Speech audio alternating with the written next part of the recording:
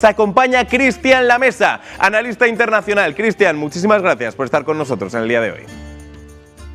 No, por favor, encantado y muchas gracias a ustedes por la invitación, como siempre. Bueno, Cristian, tenemos que empezar hablando de esa cumbre de la OTAN, donde el primer titular, te diría, no ha sido ni Ucrania ni Irán, sino ha sido precisamente ese llamado que ha hecho Donald Trump hacia Europa. Ha señalado a Groenlandia como el motivo con el que justifica ese enfrentamiento entre Estados Unidos y Europa. Y parece que Trump, Cristian, insiste, quiere Groenlandia y quiere que esté bajo dominio de los Estados Unidos. Sí, esto es algo, Sandro, que yo me permití afirmar desde el primer momento que llegó Trump en esta segunda oportunidad a la Casa Blanca, como algo que es de las pocas cosas que dijo Donald Trump muy en serio. Sabemos que a Donald Trump hay que tomarlo con pinzas respecto a lo que dice y sí un poco más atentamente respecto a lo que hace. Y el tema de Groenlandia yo creo que es central dentro de la agenda de Donald Trump en lo que se refiere a la reindustrialización del país. Sabemos que Groenlandia es una isla que tiene muchísimas riquezas en lo que se refiere a las tierras raras, esos minerales de los cuales dependen en gran medida Estados Unidos de China. Entonces, en ese sentido, yo creo que es esa intención central por parte de Donald Trump en apropiarse, por decirlo de algún modo, de la soberanía de esta isla, y esto obviamente que implica un problema importante porque hay que recordar que si bien tiene cierta autonomía Groenlandia, es un territorio de Dinamarca, país de la Unión Europea, país de la OTAN y aliado, entre comillas, de Estados Unidos. Entonces esto es toda una situación bastante compleja que yo estoy convencido que Donald Trump no piensa recular en este tema en particular de Groenlandia. Estabas comentando cómo hay ciertas cosas que cambian, como muchas veces cuando habla el presidente de los Estados Unidos no nos podemos tomar al pie de la letra lo que dice, y cómo en este caso sí podríamos seguirle en ese respecto. Precisamente ha dicho que existe la posibilidad de que quite a todos los soldados de Europa, muy posiblemente como medida de presión. ¿Lo ves así? ¿Crees que estas dos circunstancias están directamente relacionadas o es una apuesta por parte del presidente de los Estados Unidos para intentar desequilibrar a Europa en este respecto? Sí, yo creo que están relacionadas porque, a ver, Europa en esto cae en una especie de profecía autocumplida. ¿A qué me refiero? Para convencer a sus poblaciones de sufrir recortes en el estado de bienestar, por ejemplo, y en tantos otros beneficios que han venido acumulando en los últimos 80 años, una de los argumentos de las élites políticas europeas es justamente jugar con esta idea de la amenaza rusa, ¿no? Este oso ruso que va a venir desde el este a invadirlos hasta Lisboa. Obviamente estoy exagerando porque creo que es algo absolutamente irreal, no se conecta para nada con las posibilidades reales, ni siquiera con las intenciones de Rusia, pero sí es un argumento que a las élites políticas les sirven para justamente generar pánico en la población y que esto se justifique quitarles justamente estos beneficios que hablaba, el estado de bienestar concretamente. Y en ese aspecto caen en esa trampa, en esa profecía autocumplida, porque si Donald Trump amenaza con quitar a todas las tropas estadounidenses, las bases y todo esto que Europa lo entiende como una seguridad que le brinda Estados Unidos, obviamente es un elemento de presión muy grande para que Estados Unidos justamente amenace y presione para conseguir esto que quiere, porque hay que recordar que ni bien habló en el primer momento de Groenlandia, no fue solo Dinamarca la que puso el grito en el cielo, sino que la mayoría de los países europeos salieron a respaldar, ¿no? Esta soberanía del viejo continente sobre Groenlandia. Entonces yo creo que en ese aspecto Trump está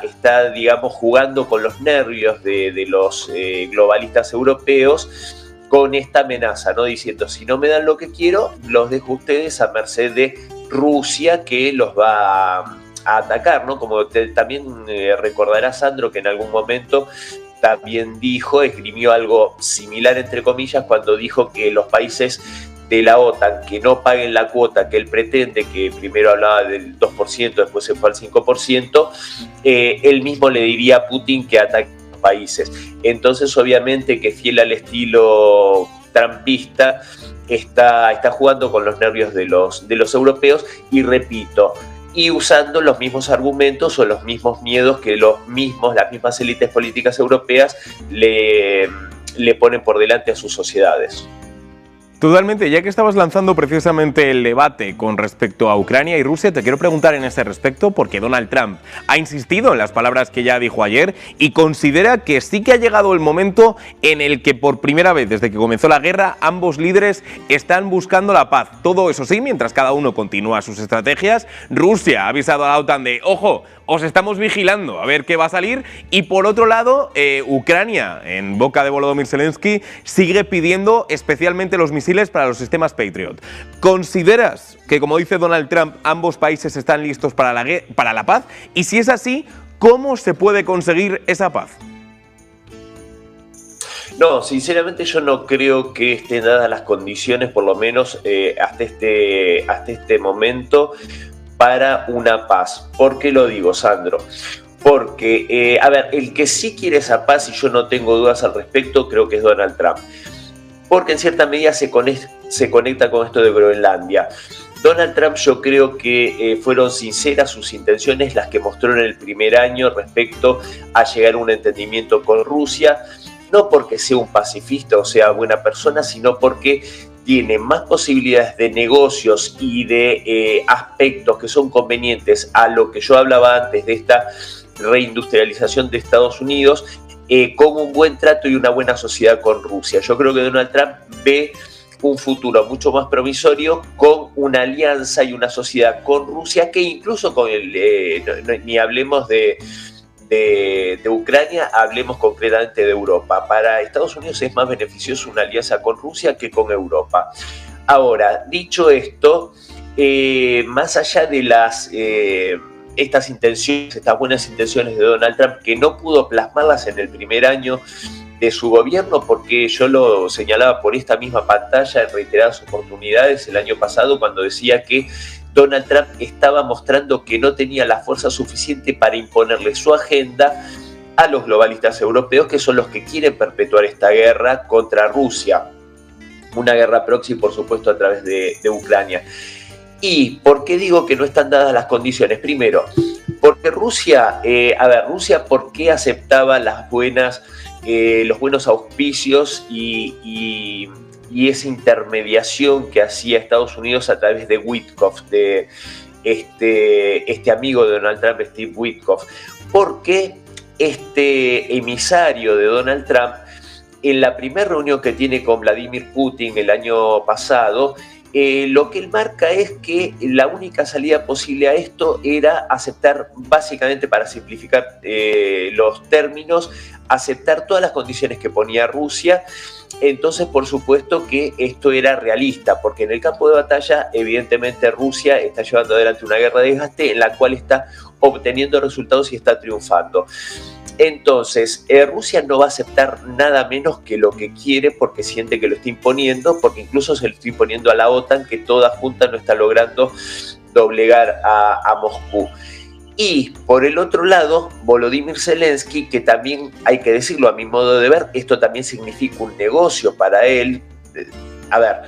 Podemos ver incluso el último atentado en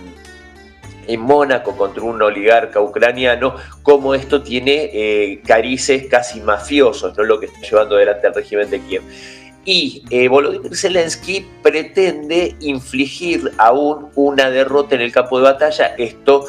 animado por los europeos, cosa que es totalmente irreal. Es irreal desde el punto de que es imposible ganarle una guerra existencial a un país con armamento nuclear. Entonces, en ese aspecto yo creo que los extremos están demasiado alejados el uno del otro como para poder llegar ni siquiera a una negociación medianamente exitosa.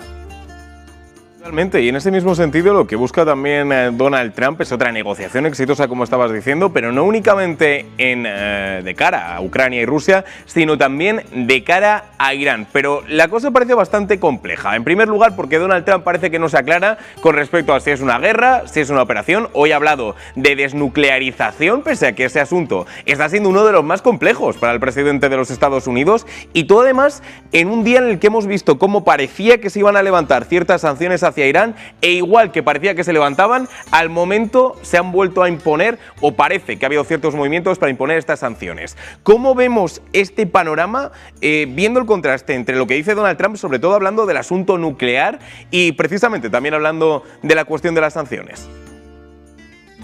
Sí, el tema es que Donald Trump, a pesar de que en algunos aspectos, como dije hace unos minutos, en el primer año especialmente de este segundo mandato, lo veía con más o menos orientado de forma adecuada, apoyándose en tal vez la gente más leal que supo tener al lado,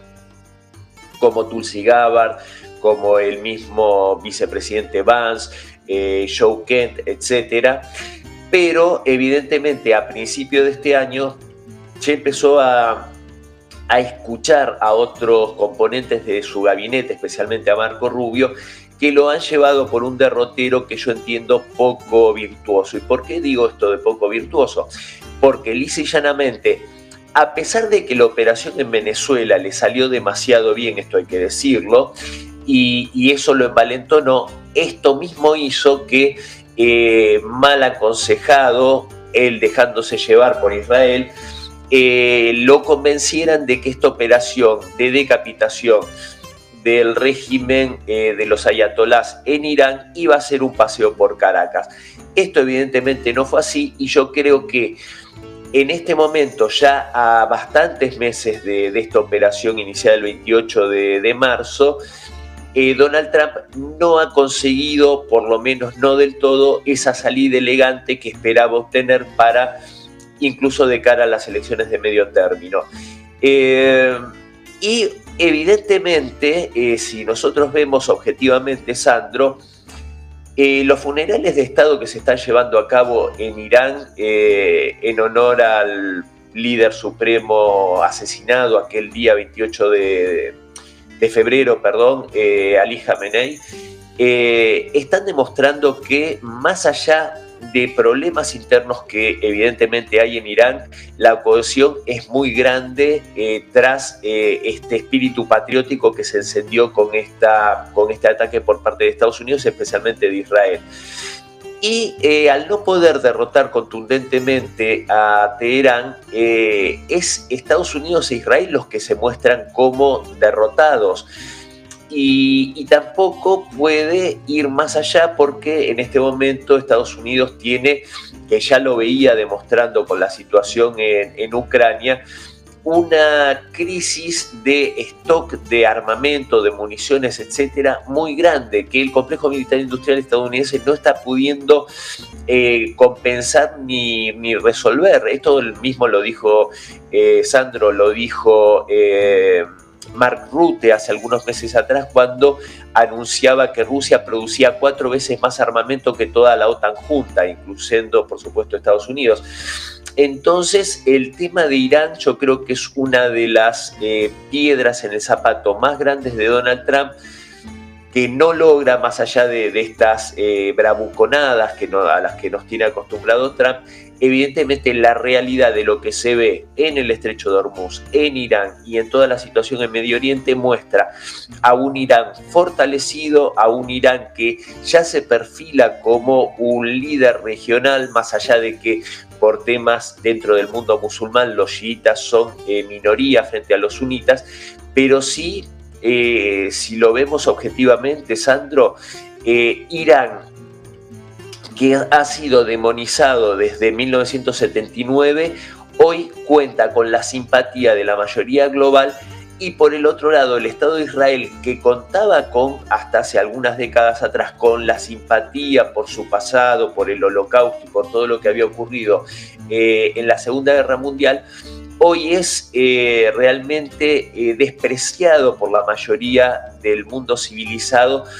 debido a las barbaridades que está haciendo la élite política del Estado hebreo. Bueno, es una Israel precisamente, Cristian, que no está únicamente mirando hacia la cumbre de la OTAN por lo que se vaya a determinar o lo que se vaya a dialogar de cara a la guerra en Irán. También la está mirando con mucho interés por el país en el que se está celebrando, por Turquía. Estamos viendo las tensiones que hay entre ambos países, entre ambos gobernantes, con un añadido de más, que es la cuestión de qué va a pasar con los cazas F-35. Parece que Donald Trump sí que está dispuesto a entregarlos a un Erdogan que ha dicho, oye, Donald Trump, si hace algo es cumplir su palabra y me ha prometido que me iba a dar 5 de estos cazas, pese a toda la dificultad que hay en el Congreso de los Estados Unidos en ese respecto. Todo mientras Benjamin Netanyahu decía, oye, no, esto no lo deis porque se nos acaba de alguna forma el equilibrio, así lo llamaban ellos, en Oriente Medio. ¿Cómo ves esta situación? ¿Cómo puede afectar a Israel teniendo en cuenta que ahora mismo el escenario al que parece que nos dirigimos es el de esa entrega de esos 5 cazas? Sí, bueno, vos lo marcaste y creo que es muy interesante. Estas declaraciones de Erdogan en la propia cara de Donald Trump marcan que justamente el líder turco es muy hábil, es extremadamente inteligente, no del todo fiable. Sabemos que hoy puede decir una cosa y mañana otra. Las alianzas de Erdogan son muy particulares porque esta situación que vos marcás respecto a este tirantez con Israel es absolutamente cierta, del mismo modo que es muy cierto que tuvieron una conjunción de intereses Israel y Turquía en Siria y ambos fueron funcionales el uno al otro en el derrocamiento de Bashar al-Assad para que tomase el poder este grupo de decapitadores liderados por al-Golani, que paradójicamente tienen muy buena relación con Turquía y también con Israel. Pero lo cierto es que más allá de esas conjunciones de intereses ocasionales, no es solo el régimen de Netanyahu el que ha marcado una tirantez y una enemistad clara con Turquía, sino que incluso los que se podrían perfilar como la oposición que tal vez triunfe en las próximas elecciones en el país hebreo, marcaron que, si no me equivoco, fue Naftali Bennett, que dijo que una vez terminado y derrotado Irán, terminada la guerra y derrotado Irán, en su mente fantasiosa marca esa derrota del Estado persa, el próximo país a enfrentar y a derrotar sería Turquía, que hay que recordar que Turquía es el segundo ejército más importante de la OTAN después de Estados Unidos. Entonces esta situación es otro atolladero, otro berenjenal en el que se va a meter Donald Trump, porque antes de esto tendría que por lo menos dilucidar cuál va a ser la posición de Estados Unidos, del Estados Unidos de Donald Trump, frente al Estado de Israel. Si va a ser una posición soberanista como le exigen los máximos referentes del MAGA como Tucker Carlson y otros personajes muy encumbrados y formadores de opinión importantes de los Estados Unidos, que le exigen que Estados Unidos deje de ser un vasallo de Israel, o si va a seguir haciéndole los mandados a Tel Aviv como lo hizo en la guerra con Irán, una guerra que para nada ha sido conveniente para los Estados Unidos. Entonces, esa situación es bastante particular. También hay que recordar que este veto a los aviones F-35, a la compra por parte de Turquía, se dio a raíz de la compra por parte del país otomano de baterías antiaéreas S-400 a Rusia. Esto habría generado la protesta en el seno de la OTAN por ser incompatible con justamente los estándares militares, que yo por otro lado te diría, Sandro, que Turquía se debería sentir más cómoda y segura con justamente los S-400 rusos e incluso con cazas rusos de última generación, no tanto con los F-35, dadas las grandes cantidades de fallas que han manifestado durante años estos aviones, que son los más caros de Estados Unidos. Y aparte recordar un hecho, que por tema de actualización de software, códigos de desactivación, etcétera, que tienen los armamentos y más los armamentos tan sofisticados, habría que ver la lealtad de Estados Unidos para con quién estaría si hay un eventual y potencial enfrentamiento entre Israel y Turquía. Porque yo no sé si para el Estado otomano sería lo más conveniente tener armamento estadounidense, porque yo creo que podría fallar, entre comillas, en un enfrentamiento con el Estado de Israel. Así que, pero bueno, ahí hay un juego de ajedrez bastante interesante y que nos demuestra una vez más cómo el terreno y el tablero geopolítico en Medio Oriente es realmente muy complicado, muy complejo y aparte plagado de traiciones y de dobles caras. Y precisamente, Cristian, para finalizar esta entrevista te quiero preguntar sobre otro de los temas que no es el principal motivo por el que está celebrando esta cumbre. No estamos hablando ni de Ucrania ni del propio futuro de la Alianza Atlántica, pero que podría tener una importancia bastante interesante en estos 2 días, que es China. Voy a concretar, por supuesto, China tiene que estar en la cumbre de la OTAN, pero algo ha cambiado en estos últimos días después de esa prueba, de ese lanzamiento de un misil nuclear que ha puesto en jaque y en alerta a toda la OTAN. ¿Cómo valoras precisamente este ejercicio por parte de Pekín y qué consideras que puede hacer la OTAN o qué puede determinar en este respecto? A ver, la OTAN realmente se ha mostrado como una organización bastante débil, ni que hablar si Estados Unidos termina realizando lo que yo creo que tiene muchas ganas Donald Trump, que es salir de la OTAN, que yo creo que considera que es un gasto innecesario para Estados Unidos. Ahora, dicho esto, que aparte por propia ineptitud de la Alianza Atlántica al enfrentar a Rusia en esta guerra proxy, al demostrar que no puede doblegar entre todos los integrantes, no pueden derrotar a Rusia, justamente se ha expuesto a sí misma como una organización que sería un tigre de papel. En este sentido, y como esto lo hablaba en Todo Geopolítica hace apenas un par de días, no ayer si no me equivoco, y lo que manifestaba yo es que yo creo que China, en particular su presidente Xi Jinping, al presidente Donald Trump en la reunión que tuvieron, la cumbre que tuvieron en China justamente, le extendió una mano, le ofreció una mano amiga, y le expresó que pueden crecer juntos, que el crecimiento de China no es para nada incompatible con Make America Great Again, pero al mismo tiempo también le marcó unas líneas rojas, la más destacable Taiwán, y yo creo que con estos ejercicios China lo que hace es mostrarle a la OTAN en general y Estados Unidos en particular que del mismo modo que extendió una mano amiga al presidente Trump, también está dispuesta y capacitada y en disposición de hablar el diálogo que Occidente quiera. O sea, si se puede dialogar y entenderse, excelente. Luego es por la fuerza, China también está dispuesto y preparado para hacerlo.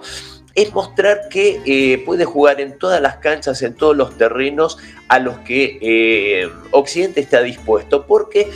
evidentemente Xi Jinping es uno de los estadistas más interesantes e inteligentes en este momento y sabe muy bien que si el globalismo occidental encarnado por la OTAN derrota a Rusia, el que sigue en la lista es China. Del mismo modo que Rusia sabe otro tanto. Eso es lo que también consolida esta alianza tan formidable, tan sólida entre Moscú y Beijing. Entonces, yo creo sinceramente, Sandro, que las intenciones de China con este ejercicio, también en los ejercicios en conjunto con Rusia y con Corea del Norte, es mostrar esto, es mostrar la solidez y la contundencia que está dispuesta a ejercer China en todos los ámbitos y que, tal como ocurrió en el recordado siglo de las humillaciones, eso lo recuerdan para que nunca más se vuelva a repetir y por supuesto que no va a suceder. Veremos qué ocurre precisamente en todos estos respectos en esta cumbre que empieza en el día de hoy, que recordemos que finaliza mañana en Ankara. Comentaremos, por supuesto, todo al respecto en la próxima ocasión. Mientras tanto, queríamos darte las gracias, Cristian Lamesa, analista internacional, por estar con nosotros en el día de hoy. Un abrazo. Gracias a vos, Sandro. Un abrazo grande a vos y a todo el equipo de Negocios Televisión.